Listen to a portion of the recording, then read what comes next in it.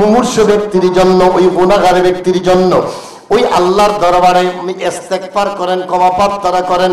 আল্লাহ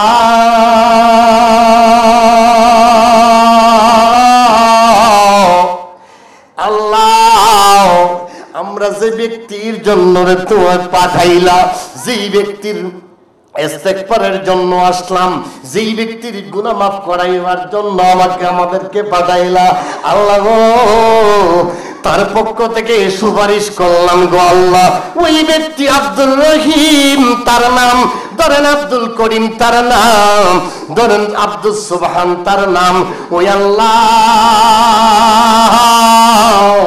আব্দুল সুবহান সাহেবের এমন এক অবস্থা চলতেছে গো আল্লাহ, ওই সময় এসে ইয়াসিন শরীফ পড়তেছিল, কিন্তু সে পড়ে নাই।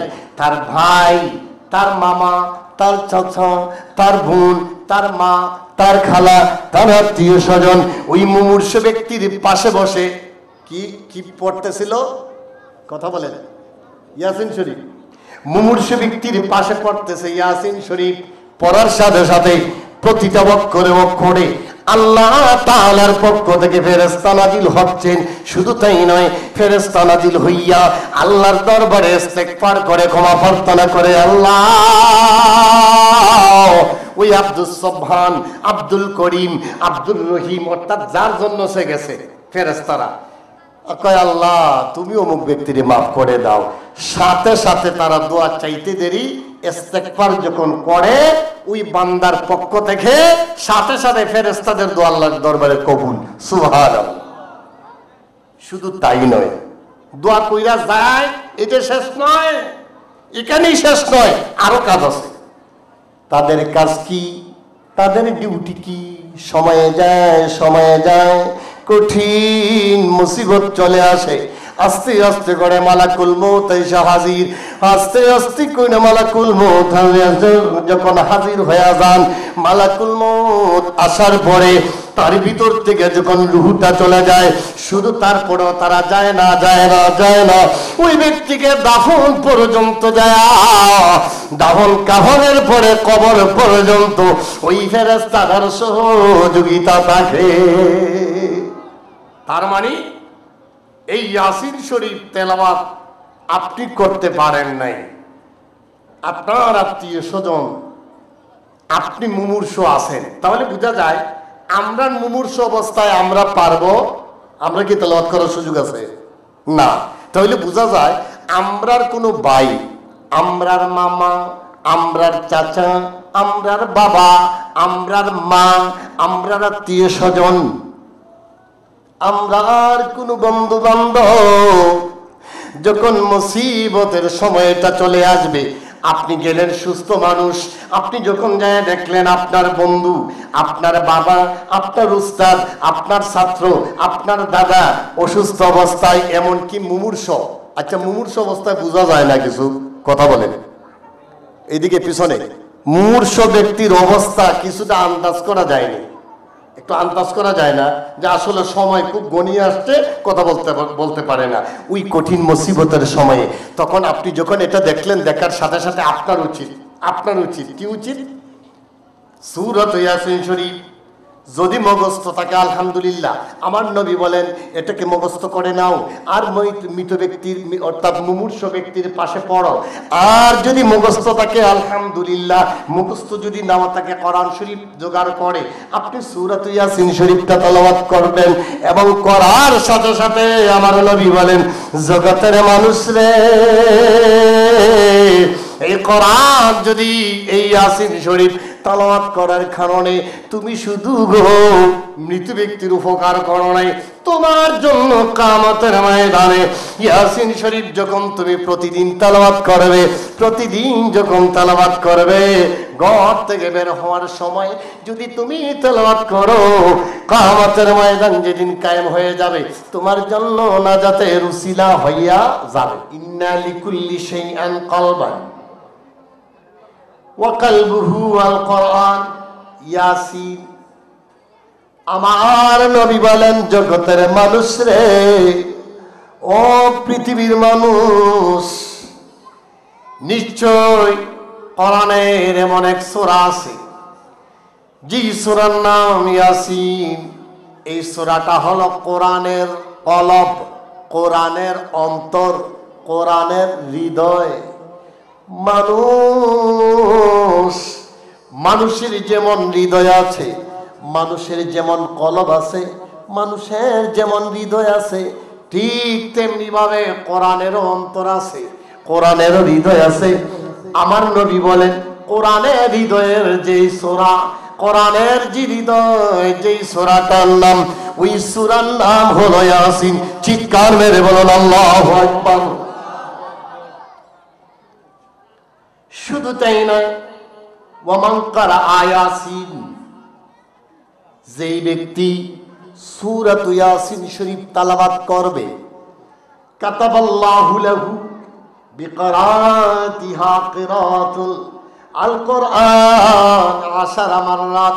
আমার নবী বলেন জগতের মানুষ রে, এই কোরআনের মধ্যে এমন এক সূরা আছে যেই সূরার নাম হলো ইয়াসিন।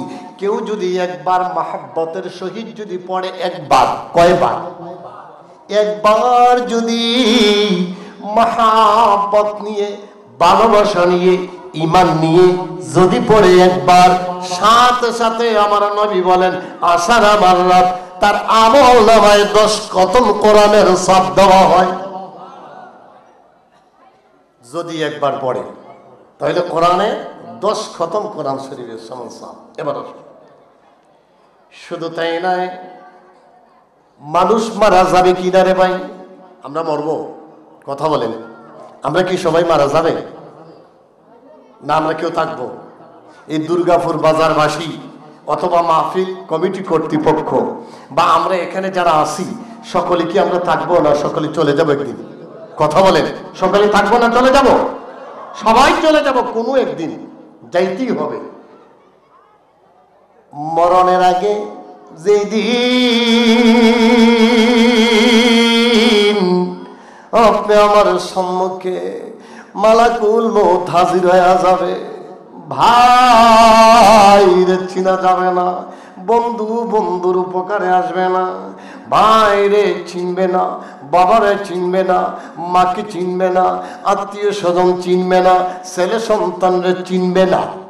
ওই কঠিন মুসিবতের সময়ে যদি কোন মানুষ মুমূর্ষ ব্যক্তির সামনে সূরাত ইয়াসিন শরীফ যদি তেলাওয়াত করে, তেলাওয়াত করার সাথে সাথে ওই ব্যক্তির আহসানের সহিত, আরামের সহিত, ঈমানের সহিত তার রূহ কানাটা বের হয়ে যাবে।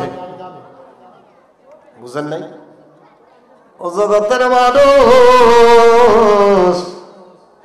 ইন্তেকাল তোমার হবে, আমারও হবে, আমার দাদার হলো, বাবার হলো, আমারও হবে, আমার হলে আমার সন্তানেরও হবে, সকলেরই হবে। ঠিক কিনা বলেন?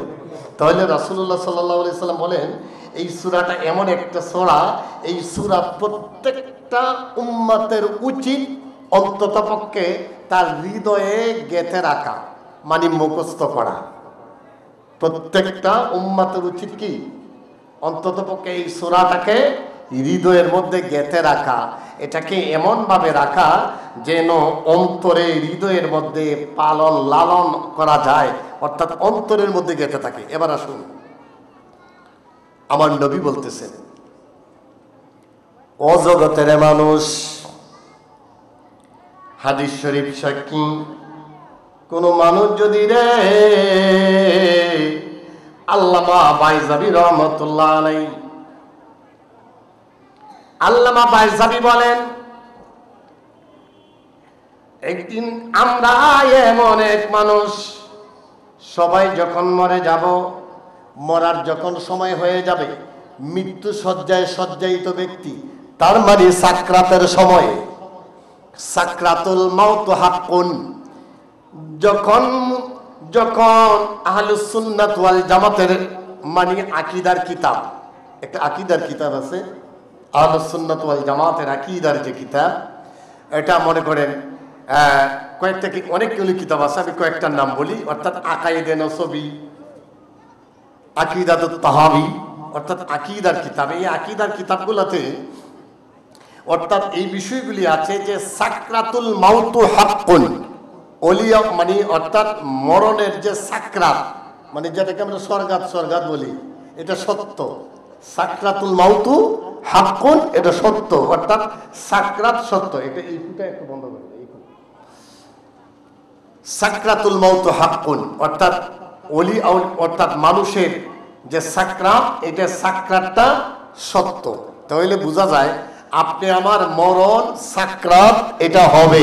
তাহলে এই সাকরাতের সময় এবার তিনি বলতেছেন, মৃত্যু সজ্জায়িত ব্যক্তি, মানুষ মারা যাবে, বন্ধু নাই বান্ধব নাই, বাইরে চিনে না, মারে চিনে না, বাবারে চিনে না, সেন্সলেস, এরকম হয় কিনা কথা বলেন। জবান বন্ধ হয়ে গেছে, সন্তান তার বাবাকে ডাকে, বাবা ও বাবা কথা বলো। এবার দেখা যায় বাবাই কথা বলতে পারে না, বাবাই কথা বলে না, শুধু চোখ দিয়ে পানি টপ টপ টপ টপ করে পড়ে। কে জানি কথা বলে এটাও যেন শুনে না, কে জানি নড়াচড়া করে এটাও বুঝে না। প্রাণের স্ত্রী ডাক দিয়া কয়ে, স্বামী কথা বলো কথা বলো। প্রাণের স্বামীর সাথে কথাও বলে না, কারণ নাড়াচাড়া দেয় না, একটু লড়ে না, চড়ে না। কিন্তু দেখা যায় তার শ্বাস আছে, কি আছে? শ্বাস আছে, যদিও নড়ে চড়ে, কিন্তু সেন্সলেস। এবার বায়ে যাবি বলেন, দুনিয়ার মানুষ রে, মৃত্যু সজ্জায় শায়িত কোন মুসলমান যখন মরণ হয়ে যাবে, এই কঠিন মুসিবতের সময়ে যখন হয়ে যাবে, ওই ব্যক্তিদের সামনে কোন নর নারী, পুরুষ হোক বা মহিলা হোক, তার সামনে যখন কোন মানুষ যখন সূরাতু ইয়াসিন শরীফ তেলাওয়াত করবে, ইয়াসিন শরীফ কোরআনের ৩৬ নাম্বার সূরা, ৮৩টা আয়াত। ওই সূরা যখন তেলাওয়াত করবেন, আমার নবীর ঘোষণা, আমার নবীর ঘোষণা হলো, জগতের মানুষ যখন ওই ইয়াসিন শরীফ তেলাওয়াত করবে, কোন ব্যক্তির সামনে?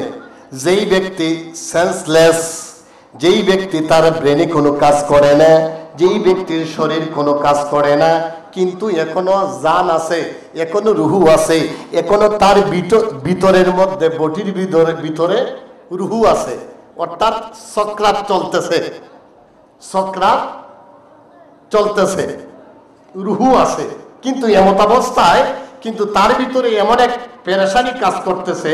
কিন্তু বলা হচ্ছে যে এখানে যদি যখন সূরাত ইয়াসিন শরীফ তেলাওয়াত করা হবে, তখনই সূরাত ইয়াসিন শরীফ তেলাওয়াত করার সাথে সাথে ইয়াসিন শরীফের অর্থাৎ ৮৩টা আয়াত, প্রত্যেকটা আয়াত নয়, শুধু প্রতিটা অক্ষরে অক্ষরে আল্লাহ পাক রব্বুল আলামিন একজন করে তার পক্ষে সুপারিশের জন্য, তার পক্ষে সুপারিশের জন্য কোরআনের সূরাতু ইয়াসিন শরীফ যখন তেলাওয়াত করবে, সূরাতু ইয়াসিন প্রথম নম্বর আয়াত, ওয়াল কুরআনিল হাকীম ২ নম্বর আয়াত, ইন্নাকা লামিনাল মুরসালিন ৩ নম্বর আয়াত। এইভাবে করতে করতে যখন কোরআনের এই আয়াতটুকু যখন তেলাওয়াত করবে, আয়াত নয়, শুধু প্রতিটা অক্ষরে অক্ষরে আমার আল্লাহ পাক রব্বুল আলামিন ফেরেশতা নিযুক্ত করবেন। বুঝেন নাই? ফেরেশতা নিযুক্ত করবেন। বলে হুজুর, ফেরেশতা নিযুক্ত কইরা লাভ কি? লাভ আছে, যে সময় বন্ধুর কোনো কাজে আসে না, ভাই কোনো কাজে আসে না, সন্তানাদি কোনো কাজে আসে না, মা কোনো কাজে আসে না, বাবার যখন কোনো কাজে আসে না, এই কঠিন মুসিবতের সময়ে আমার নবী বলেন, ও জগতের মানুষ, ওই কঠিন মুসিবতের সময়ে এমন এক ফেরেশতা, একজন দুইজন নয়, যতটা অক্ষর আছে ওই অক্ষরগুলি তেলাওয়াত করার সাথে সাথে ফেরেশতা নাজিল হয়। চিৎকার মেরে বলুন সুবহানাল্লাহ। ও জগৎ দুর্গাপুরবাসী, একজন দুইজন নয়, এইভাবে শত শত ফেরেশতারা নাজিল হন। নাজিল হইয়া ওই মুমূর্ষ ব্যক্তির জন্য, ওই যে মুমূর্ষ ব্যক্তির জন্য কি করেন, মুমূর্ষ ব্যক্তির জন্য, ওই গুনাহগার ব্যক্তির জন্য ওই আল্লাহর দরবারে ইস্তেগফার করেন, ক্ষমা প্রার্থনা করেন। আল্লাহ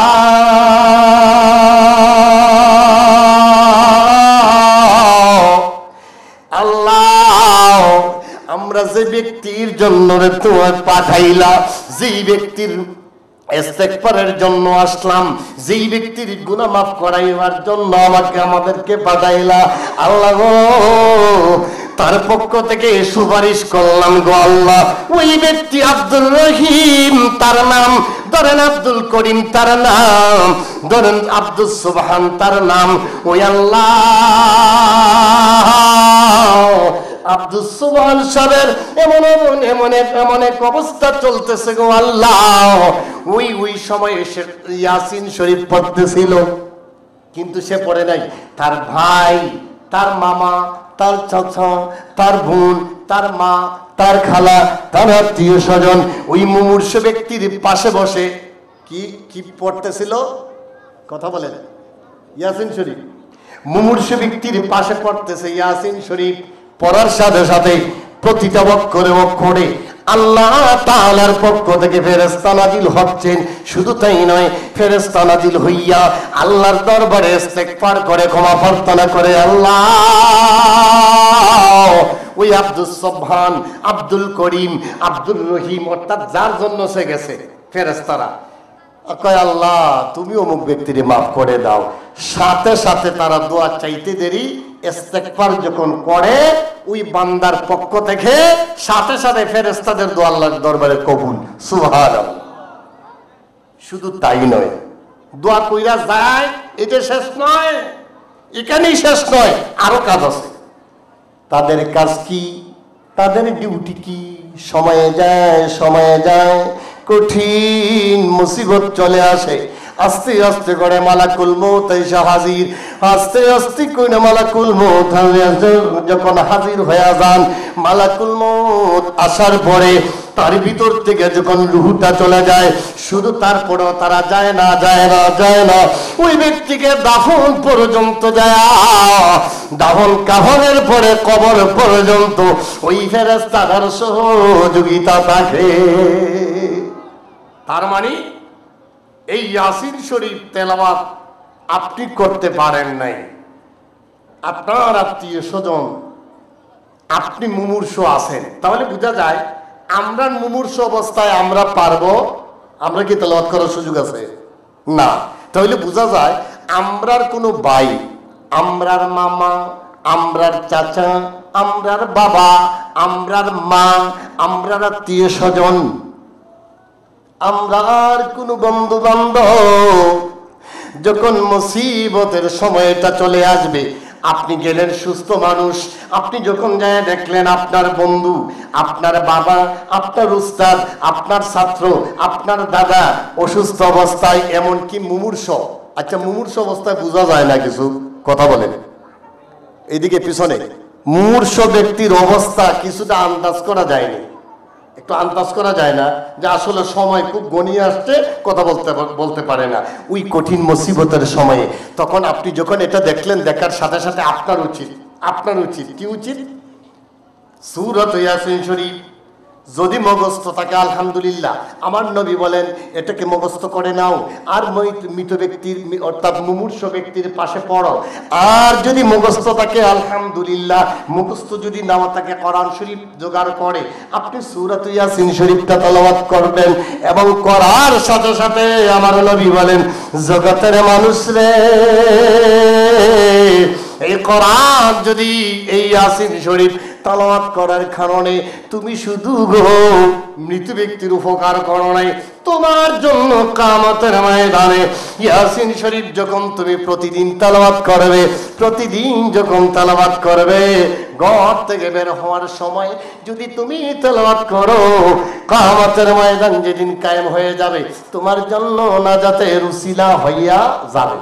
এবার আসুন, আপনার দোয়া কবুল হয় না, আল্লাহ আমি তো কত মুসিবতে কত কাজ কত কিছু করছি, অর্থাৎ আমি আজকে একটা ভালো কাজ করব, এই যদি নিয়ত থাকে, রাসূলুল্লাহ হাদিস রয়েছে, অর্থাৎ আপনার একটা মকসুদ আছে, মকসুদ উদ্দেশ্য আছে যে আল্লাহ আমি এই কাজটা করতে চাই, আপনার ভিতরে মনের ভিতরে একটা মকসুদ মনের একটা আশা, তাহলে আপনি উসিলা হিসেবে ধরলেন, কোরআনের সূরা ইয়াসিন শরীফ তেলাওয়াত করলেন, করে আল্লাহর দরবারে চাইলেন, আল্লাহর কাছে বললেন যে ইয়াসিন শরীফ তেলাওয়াত আল্লাহর কাছে চাইলেন। রাসূলুল্লাহ সাল্লাল্লাহু আলাইহি সাল্লাম বলেন, যখনই আপনি ইয়াসিন শরীফ তেলাওয়াত করে আল্লাহর কাছে চাইবেন, সাথে সাথে এই দোয়া কবুল। সুবহানাল্লাহ। তাহলে আমরা রাজি আছিনি? রাজি আছি? আচ্ছা, আমরা কোরআন শরীফের সূরাত ইয়াসিন শরীফ তেলাওয়াত করব। এবার আসুন, ৮৩টা আয়াত, সব আয়াতের অর্থ বলা সম্ভব নয়। এই কোরআনের সূরা ইয়াসিন শরীফের বিশেষ একটা কাহিনী আছে, কাহিনী মানে এই কোরআনের উপরে। এখানে কি বিষয়ের উপরে, কাদেরকে উদ্দেশ্য করে আল্লাহ পাক এই আয়াতগুলি নাজিল করলেন আর কাদেরকে উদ্দেশ্য করলেন, এবার আসুন। আমার নবী জগতের মধ্যে যখন আসলেন, আমার নবী রাহমাতুল লিল আলামিন পৃথিবীতে আসার পরে মানুষদেরকে দাওয়াত দিচ্ছেন, ইসলামের দিকে মানুষদেরকে আহ্বান করছেন, মানুষদেরকে ডাক দিছেন। কিন্তু আমার নবী জগতে আসার আগে, নবী আসার পরে তো দাওয়াত দিছেন, ঠিক আছে, নবীর হাতে হাত রেখে কালমা পড়ে মুসলমান হয়েছে, আমরা নবীকে দেখি নাই, কিন্তু আমাদের মনের বড় বিশ্বাস, আমরা নবী দেখি নাই, শুনে শুনে আমরা মুসলমান। দেখছি নবী, সাহাবা দেখছিনি, কথা বলতে হবে, আমরা সাহাবা দেখছিনি, সাহাবা দেখি নাই, নবী দেখি নাই, ধারাবাহিক ক্রমে মেসেজ আসছে, আমরা জানছি, কালমা পড়ছি, মুসলমান হয়েছি। এবার আসুন, যেই সময়ের কথা বলতেছিলাম, বাবা আমার নবী পৃথিবীতে আসেন নাই, পৃথিবীতে আসার আরো আগে, পৃথিবীতে আসার আগে আমার নবীকে না দেখে ও মুসলমান হয়েছিলেন। আরবের তুব্বা বাদশাহ, ইয়ামেনের তুব্বা বাদশাহ আল্লাহর নবীকে দেখেন নাই। ওয়ারাকা ইবনে নওফল আল্লাহর নবী নবুয়তি পান নাই, কিন্তু আল্লাহর নবীকে না দেখেই মুসলমান, অর্থাৎ ওনার উপরে আল্লাহর নবী পৃথিবীতে আসেন নাই। নবী আসার আগে যুগে যুগে আল্লাহ পাক আদম নবী থেকে আমার নবী পর্যন্ত, একজন দুইজন তিনজন চারজন পাঁচজন নয়, যুগে যুগে নবী রাসূল আল্লাহ প্রেরণ করছেন কিনা কথা বলেন, কথা বলেন, প্রেরণ করছেন। আমার নবী জগতে আসেন নাই, একজনের পরে একজন, একজনের পরে একজন আল্লাহ পাক যুগে যুগে নবী রাসূল প্রেরণ করেছেন। যেই সময়ের কথা বলতেছিলাম, এমন তিনজন নবী প্রেরণ করেছেন। প্রথম দুইজন নবীর নাম হলো, একজনের নবীর নাম হলো সাদেক, নাম কি? সাদেক। আরেকজনের নাম হলো সদুক। দুইজন নবী, তারা দুইজন এসিয়া ইসলামের দাওয়াত দিচ্ছেন। আমার নবী আসেন নাই, আমার নবী জগতে আসেন নাই। নবী আসার পূর্বে এই দুইজন যখন মানুষের কাছে যখন দাওয়াত দিচ্ছিলেন, মানুষ তাদের দাওয়াতকে প্রত্যাখ্যান করছে। কই বুঝেছি, আমরা বুঝেছি আপনি ও আমরার মতো মানুষ হই, কয় আপনিও আমরার মতন মানুষ হই, বুঝছি, এগুলির দরকার নাই, কারণ আপনি যেটা চাইতেছেন, অর্থাৎ আপনি আমরার মতন মানুষ হই, আপনি যা কিছু বলেন না কেন, এটা আপনি আমরার মতন হই, আমরা যেটা বুঝতেছি। তারা বলেন, তোমরা জানো না, জানো না, আমরা আল্লাহর পক্ষ থেকে এসেছি। না না না, আমরা স্বাভাবিক মানুষ না, আমরা আল্লাহর পক্ষ থেকে হলাম রাসূল, আমরা এসেছি তোমাদেরকে দাওয়াত দিলাম ইসলামের পথে আসো, যদি না আসো তোমাদের জীবন চলে যাবে, যদি না আসো তোমরা কিন্তু অপদস্থ হবে, যদি তোমরা মুসলমান না হও, যদি তোমরা ইসলামের ভিতরে না আসো তোমাদের জন্য বিপদ আছে। বলেন দেখি জগতের যত রাসূল জগতে এসেছেন, যারা রাসূলের কথা মানেন নাই তাদের জন্য বিপদ আছে কিনা? কথা বলেন আছে কিনা? দুইজন নবী সাদেক এবং সদক, তাদেরকে মানে নাই। আল্লাহ পাক তাদেরকে হেল্প করার জন্য আরেকজন রাসূল প্রেরণ করলেন তাদের দুইজনের সাথে। এই দুইজনের সাথে যখন আর একজন রাসূলদের শক্তি এবার বাড়ছে কিনা বলেন? বুঝেন নাই? আগে ছিল দুইজন, পরে হয়েছে আরেকজন, শক্তি বাড়ছে না কমছে? বাড়ছে। এবার যখন দাওয়াত দিচ্ছেন, রে বাসী, হে বাসী রে তোমরা এবার শোনো, হে আন্তাকিয়া শহরের বাসী, ও আন্তাকিয়াবাসী, জগতের বাসী, তোমরা শোনো, একজন দুইজন নয়, তোমরা সকলের প্রতি আমাদের দাওয়াত। আগে ছিলাম দুইজন, এখন হইলাম তিনজন। আমরা হলাম আল্লাহর পক্ষ থেকে রাসূল, আমাদের কথাগুলি তোমরা শোনো। কই শুনছি? তোমাদেরকে আমরা পাথর মেরে হত্যা করব, তোমাদেরকে আমরা কথা মানব না। এই কথাগুলি বলার পরে আসলে প্রত্যেক বংশেরই আল্লাহ কাউ না কাউরে আল্লাহর ওলি বানায় দেয়, ঠিক কিনা বলুন? আচ্ছা, প্রত্যেক বংশের বা এলাকার সবাই কি খারাপ? কথা বলে সবাই কি খারাপ? যদি খারাপই হইতো তাহলে আসমান আর আসমান থাকতো না। সবাই যদি সুর হইতো আর সবাই যদি সুদখুর ঘুষখোর হইতো তো উপায় ছিল। হ্যাঁ, কিয়ামতের যখন আলামত এগুলি হচ্ছে, বাড়তেছে, কিন্তু আল্লাহ এই জগতের মধ্যে ইমানদার রাখছেন বিদায়ী আমরা এখনো জীবিত আছি, ঠিক কিনা বলেন? আচ্ছা, এবার আসুন, তাদের মধ্যে একজন ইমানদার ছিলেন, নাম হইল হাবিব নাজ্জার। উনি দৌড় দিলেন, ব্যাপার কি? আমার আত্মীয়, আমার বংশের লোক, তারা রাসূলুল্লাহ, তারা এমন রাসূলদের সাথে বেয়াদবি করতেছে, তাদের তো বিপদ ডেকে আনতেছে, ব্যাপার কি? ব্যাপার কি? তিনি দৌড় দিলেন, গ্রাম ছেড়ে শহরে আসলেন। রে তোমরা করছো কি? রে আমার আত্মীয় স্বজনরা, আমার ভাই, আমার বোনরা, এ আমার চাচারা, রে আমার দাদারা, অর্থাৎ বংশেরই এক লোক, নাম হইল হাবিব নাজ্জার। রে আমার বন্ধু, হে আমার ভাইয়েরা, তোমরা করছো কি?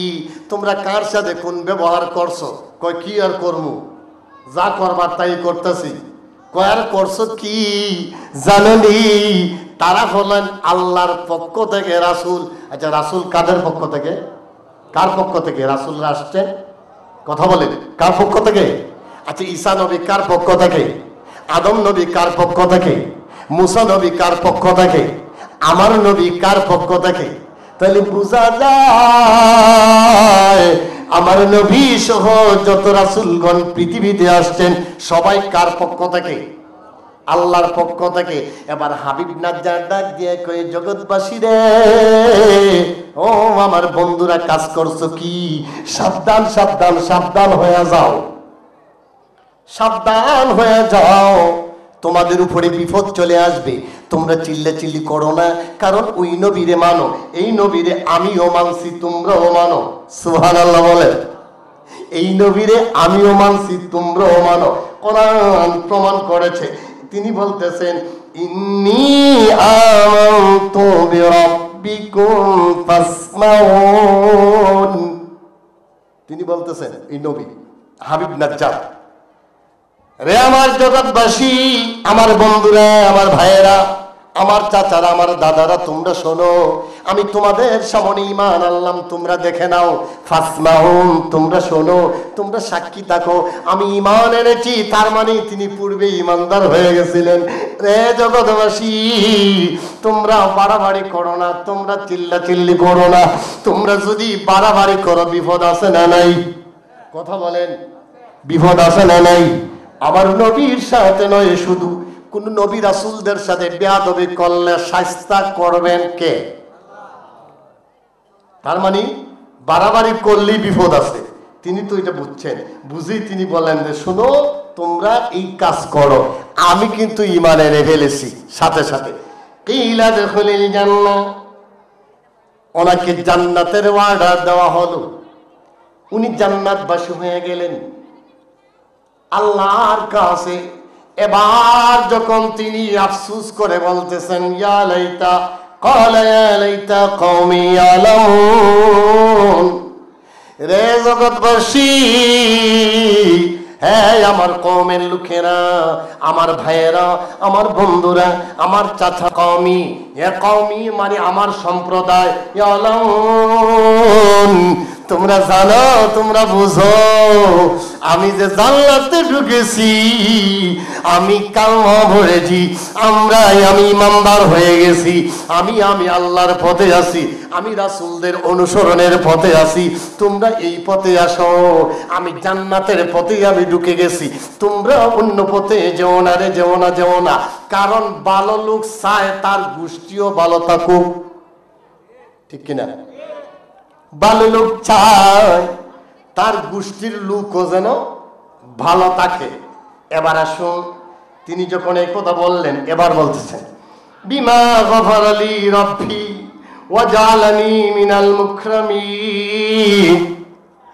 উনি তো ক্ষমার আদেশ পেয়ে গেলেন, উনি সম্মানিত হলেন, কিন্তু বন্ধু বান্ধব আত্মীয় স্বজন তাদের জন্য আফসোস করলেন, রে জগৎবাসী, আমার বন্ধুরা তোমরা কোথায় আছো, আমার আত্মীয় স্বজন তোমরা কোথায় আছো, আমার রাসূল তারা এসছেন একজন দুইজন নয়, তিনজন রাসূলের সাথে তোমরা বেয়াদবি করতেছো, তোমাদের তো ধ্বংস অনিবার্য। আগুন নিয়ে খেলা করা বালানি, আগুন নিয়ে খেলা করলে বিপরীত হয়ে যাবে। তোমরা কার সাথে কি করতেছো? আল্লাহ সার দেন, ছেড়ে দেন, কথা বলেন, আল্লাহ সার দেন কিন্তু ছেড়ে দেন না। যদি বেয়াদবি করো, বেয়াদবির রেজাল্ট আছে কিনা, কথা বলেন, আছে কিনা? ওই নূহ নবীর সাথে বেয়াদবি করছিল কিনা? নূহ নবীর সাথে নূহ নবীর উম্মতেরা বেয়াদবি করছে, তাও একদিন, দুই দিন, 3 দিন, 4 দিন, 5 দিন, 6 দিন এভাবে করে নাই। 1 মাস, 2 মাস, 3 মাস করে নাই, 4 মাস, 5 মাস করে নাই, 1 বছর, 2 বছর করে নাই। নূহ নবী হায়াত পাইলেন 950 বছর। কত বছর? কয় বছর? 950 বছর। কিতাব প্রমাণ করে প্রায় 900 বছর উপরে দাওয়াত দিলেন। মুসলমান হইল মাত্র 86 জন। কতজন? দাওয়াত দিলেন একদিন, 2 দিন না, 900 বছরের উপরে দাওয়াত দিলেন, মুসলমান মাত্র হইল 86 জন। কিন্তু লোকেরা ওনাকে ক্রিটিসাইজ করলো, উপহাস করলো, উনার সাথে বাড়াবাড়ি করলো। যদি বাড়াবাড়ি কইরা লাভ হইছে নি না লস হইছে? নূহ নবীর সাথে বাড়াবাড়ি করে তাদের লস দেখে আনছে। নূহ নবী আল্লাহর দরবারে ওই ইগুলি সহ্য করতে করতে এমন এক সময় চলে আসছে, নূহ নবী ডাক দিয়ে বলেন আল্লাহ আল্লাহ রব্বি লা তাযার আলাল আরদি মিনাল কাফিরিনা দাইয়ারা। আল্লাহ তুমি একজন কাফিরকেও রাখবা না, একজন কাফিরকেও ছাড়বা না। তারা আমার সাথে বাড়াবাড়ি করেছে। নবীদের দোয়া কবুল, নবীদের দোয়া, নবী দোয়া করেছেন আল্লাহ তারা আমার সাথে বেশি বাড়াবাড়ি করে ফেলেছে, আর কত, আর কত, আর কত। আল্লাহ বলেন একটা কাজ করো, কিস্তি তৈরি করো। লম্বা কথা সংক্ষেপেই বলে ফেলছি। কিস্তি তৈরি করা হলো, সবকিছু রেডি, কিন্তু তারা আল্লাহর নবীর কিস্তি নৌকার সাথেও তারা বেয়াদবি করেছে। এর পরিণাম কিন্তু ভয়াবহ হয়েছে। তাহলে পৃথিবীতে আজ পর্যন্ত যত নবী রাসূল এসেছেন সকলের সাথেই বেয়াদবি যারাই করেছে তাদেরকে আল্লাহ যুগে যুগে সাথে সাথে দেরি করেন নাই। কিয়ামত তো অনেক দূরে, সাথে সাথে শাস্তি পাইছে কিনা? হ্যাঁ, সাথে সাথে শাস্তি। এবার আসুন, আল্লাহ পাক পবিত্র কোরআনে সূরা ইয়াসিন শরীফ শুরু এবং শেষ কয়েকটি আয়াতের অর্থ বলবো আর কথা বলবো। আল্লাহ পাক ইয়াসিন, এখানে ইয়াসিন কার নাম এই কথা আপনার যত তাফসীর গ্রন্থে এখানে কেউ বলেছেন আল্লাহ কোনো এক নাম না, অবশেষে সিদ্ধান্ত দেওয়া হলো ইয়াসিন আমার নবীর একটা নাম। সুবহানাল্লাহ। তাহলে প্রথম শব্দই আছে ওয়াল কোরআনিল হাকিম। আল্লাহ পাক কোরআনুল হাকিম প্রজ্ঞাময় কোরআনের শপথ করে বলেন, শপথ করে বলেন, জগতের মানুষ, ও দুর্গাপুর বাজারবাসী মানুষ কোন সময়ে শপথ করে, কোন সময়ে শপথ করে? যখন কোন কথাকে বড় করে বোঝানোর জন্য, সত্যিকার অর্থে বোঝানোর জন্য ওই মানুষটা শপথ করে। ঠিক কিনা বলেন? ঠিক না? মানুষ শপথ করে, কয় আল্লাহর কসম করে নিয়ে আমি কথা বলছি, শপথ করে মানুষ কথাটারে সত্যি বুঝাইবার জন্য না, অর্থাৎ গুরুত্ব বুঝাইবার জন্য। এখন বুঝেন, আল্লাহ নিজে ইয়াসিন শরীফের শুরুতে আল্লাহ নিজে কসম করতেছেন, তাহলে বোঝা যায় এই আয়াতের অর্থ এবং এই সূরার কথাগুলি খুবই মূল্যবান। ঠিক কিনা বলেন? এই কথাগুলি খুবই মূল্যবান। আল্লাহ নিজে শপথ করতেছেন, বিজ্ঞানময় কোরআনের শপথ করে আমি আল্লাহ বললাম ওয়াল কোরআনিল হাকিম। তারপরে বলেন, তারপরের কথাগুলি, প্রথম কথা ইন্নাকা লামিনাল মুরসালিন। আল্লাহ পাক বলতেছেন, নিশ্চয়ই আপনি যে রাসূল, লামিনাল মুরসালিন, রাসূলদের মধ্য থেকে আপনি এমন একজন রাসূল। নিশ্চয়ই আপনি যে রাসূল, ওই যত রাসূল আছেন তাদের মধ্য থেকে আপনি একজন মধ্যমণি, শ্রেষ্ঠ একজন রাসূল। সুবহানাল্লাহ। আমার রাসূল শ্রেষ্ঠ কিনা?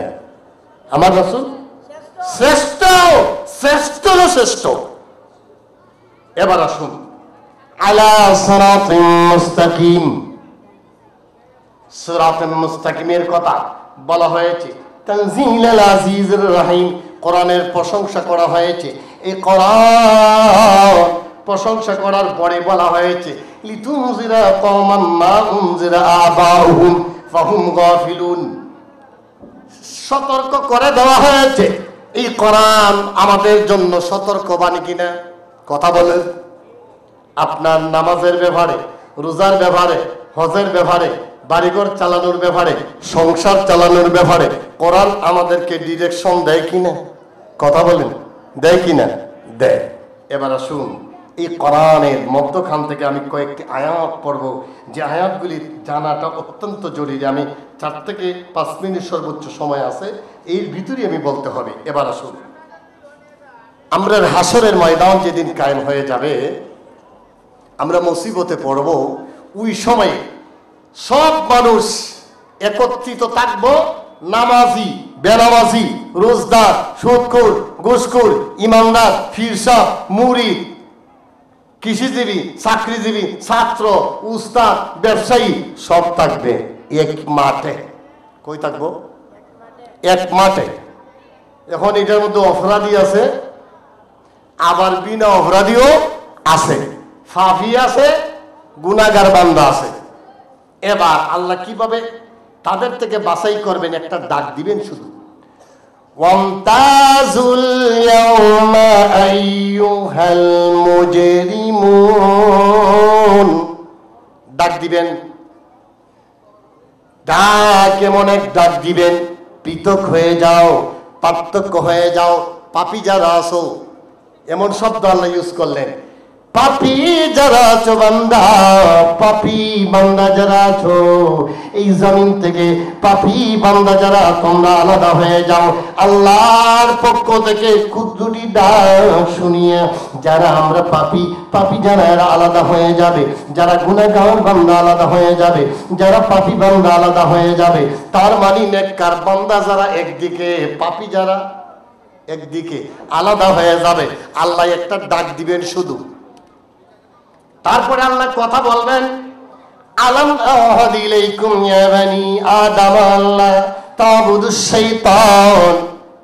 আলাম আহাদ ইলাইকুম ইয়া বানি আদম, হে বনি আদম সম্প্রদায়, আল্লাহ তাবুদুশ শাইতান, তোমরা কেন শয়তানের পথ অনুসরণ করেছিলে? ইন্নাহু লাকুম আদুউম মুবিন, শয়তান তোমাদের প্রকাশ্য শত্রু। আমি এ কথা বলেছি, আমি কোরআনে সেট করে দিয়েছি, শয়তান তোমাদের প্রকাশ্য শত্রু। তারা তোমাদের ইবাদতে বাধা দিবে, তারা তোমাদের ওয়াজে বাধা দিবে, তারা তোমাদের মাহফিলে বাধা দিবে, তারা তোমাদের নামাজে বাধা দিবে, তারা তোমাদের রোজায় বাধা দিবে। এই শয়তান তোমাদের প্রকাশ্য শত্রু। শয়তান তোমাকে বাধা দিয়া তোমার সঠিক পথ থেকে দূরে সরে রাখবে। আমি কিন্তু তোমাদেরকে বলেছিলাম, তখন আমাদেরকে বলবেন। বলার পরে আমরা কি করব? তখন সময়ে একটু বাড়াবাড়ি শুরু করে দেব আমরাও। আল্লাহ বলেন, ওয়ানি আবুদুনি হাদা সিরাতুম মুস্তাকিম। এই পথে চলার জন্য তোমাদেরকে বলি নাই? আমি বলছি তো, তোমরা এই পথে ইবাদত করো, এই সঠিক রাস্তায় আসো, আহলুস সুন্নাত ওয়াল জামাতের আকাইদ মোতাবেক এই রাস্তার পথে আসো, যেই পথে ওলি আবদাল গাউস কুতুব রয়েছেন, এই পথের দিকে তোমরা আসো। আমি তোমাদেরকে বলছিলাম। এবার তখন আমরা কিছু বাড়াবাড়ি শুরু করে দেব। আমরা বাড়াবাড়ি যখন করব, তখন আল্লাহ পাক আমাদের থেকে সাক্ষী নেবেন। আমরা তখন যখন বাড়াবাড়ি করব, মানুষ বাড়াবাড়ি করে কিসের দিয়া? মুখ দিয়া কিনা, না হাত দিয়া? কি দিয়া? কি দিয়া? মুখ দিয়া। সত্যরে মিথ্যা, মিথ্যারে সত্য বানায় কিনা? সব কিসের দ্বারা হয়? এই মুখ দিয়া হয়। আল্লাহকে মুখ দিয়া যখন এত বাড়াবাড়ি করতেছ, তোমার মুখটাকে আমি তালা মারা দিই, তালা মেরে দিই, কথাবার্তা বন্ধ করে দিই। আল ইয়াউমা নাখতিমু আলা আফওয়াহিহিম, আল্লাহ পাক মুখের উপরে মোহর মেরে দিবেন। মুখটা বন্ধ হয়ে গেছে। এখন মুখ যখন বন্ধ, আপনি কি বাড়াবাড়ি আর করার সুযোগ আছে? এখন আপনার বিপক্ষে আপনার শরীর অবস্থান করবে। যেই শরীরটারে এত কিছু ঘুষের টাকা দিয়ে খাওয়াইলেন, যেই শরীরটাকে সুদের টাকা দিয়ে খাওয়াইলেন, যেই শরীরটাকে এত দুর্গাপুর বাজারে বড় বড় মাছ দিয়ে খাওয়াইলেন, এত বড় বডি বানাইলেন, এই বডি আপনার বিপক্ষে অবস্থান নিব, তখন কেমন লাগবে? কোরআন আসছে।